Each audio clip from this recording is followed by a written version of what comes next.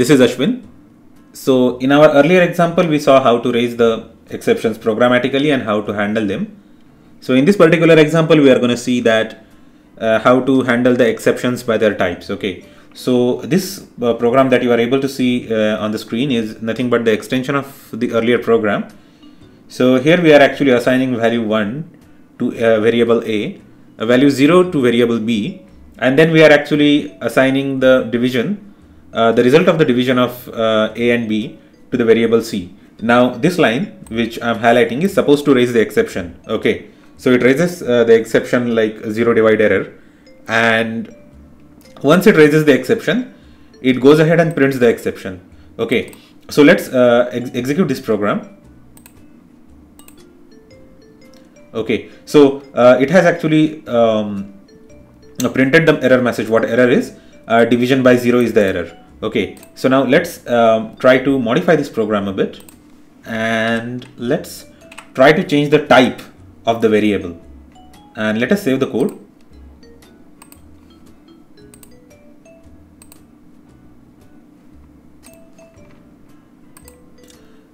Let us run the code now. Okay, here you can see now the error has changed. It says error unsupported operand types for division, int and string. Okay, so now here we have actually the same block of code handling all the sorts of exceptions that we encounter. So there is a better way to deal with this.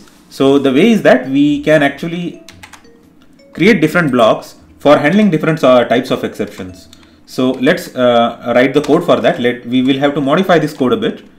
So here in place of exception, we can just say divide by 0 error. Okay, or 0 division error. That is the precise name of exception.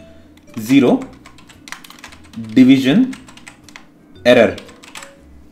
Fine. And the second thing is type error.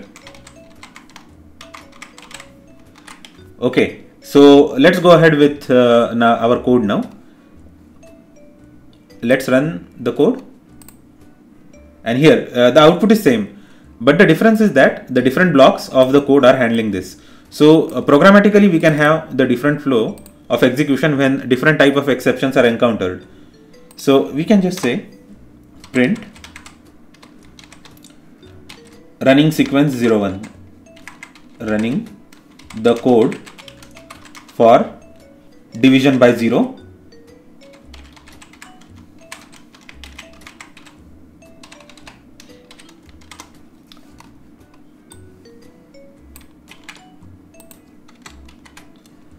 running the code for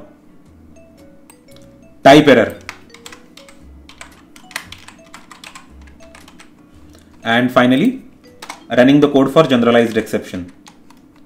We will just say running the code for generalized exception.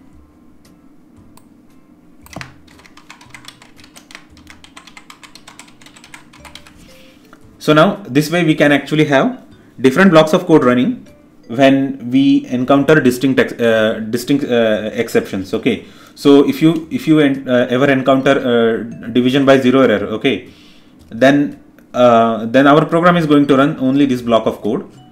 If there is a type error exception, then the program is going to run this block of code, and if there is an exception which hasn't been covered by these two blocks of code, then this particular block of code is going to execute.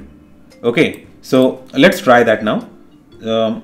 Let's save this code and close the Python shell. Let's run it again with the fresh output. Now as you can see here, it says error unsupported operand types. Okay, running the code for type error.